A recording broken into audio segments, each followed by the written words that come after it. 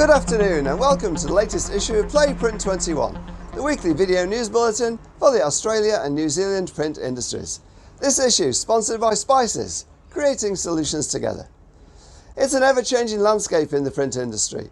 This week's news is led by two big acquisitions.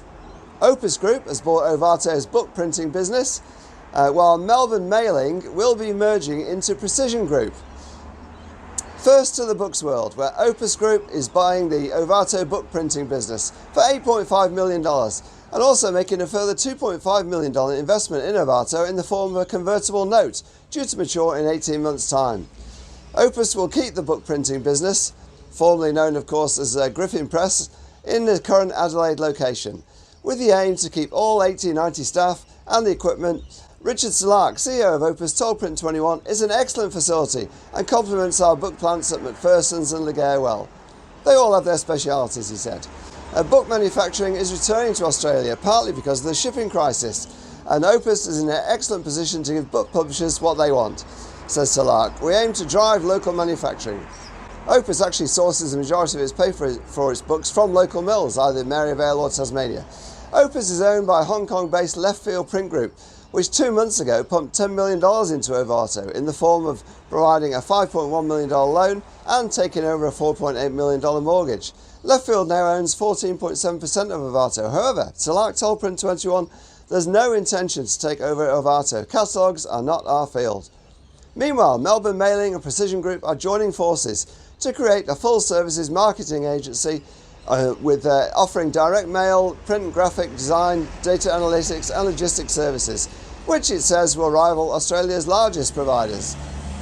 The latest in a wave of Melbourne mergers will see Precision CEO Corey Hall become CEO of the new company, with the Precision plant, including its 6-colour A1 offset press and its digital press as well, and finishing equipment of course, moving to the new 15,000 square metre Melbourne Mailing facility at Somerton, which is actually only a few minutes away from where Precision Factory is now.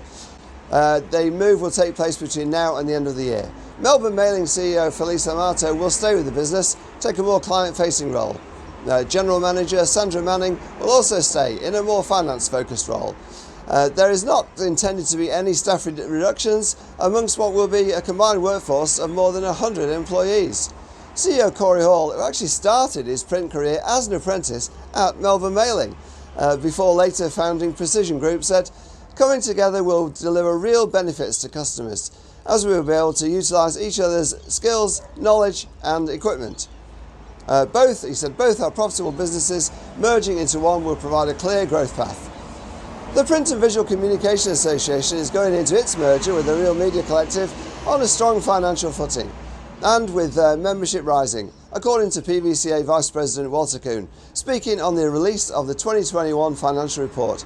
Kuhn said the PVCA is cash positive. We have brought the association to a place where it is self-sustainable. The operational figures are good. Kuhn said membership has risen strongly actually since the start of this year, up by around 20-25%, as printers around the country realise the advantages of being part of an association dedicated to their needs, especially useful in the COVID time and the constantly changing regulations. PVCA ended the year with net assets of $4.3 million.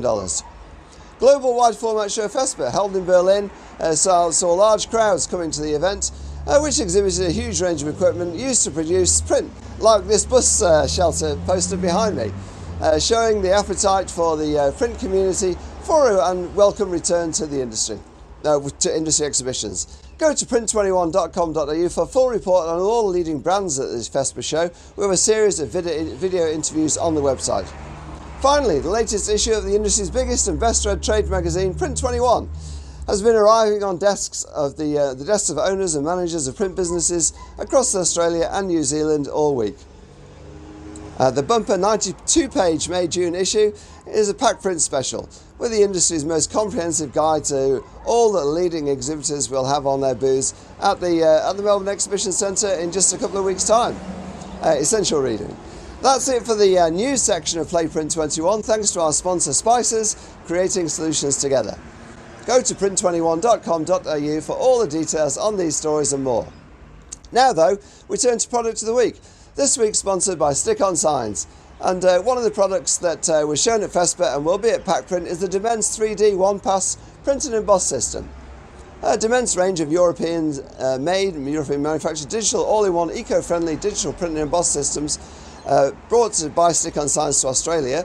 Dimens prints and embosses in a single step 20 square metres an hour up to 1.6 metres wide with an enhanced embossing effect up to 1.5 millimetres. That's it for this week's issue of Play Print21. Thanks to our sponsor Spices, creating solutions together.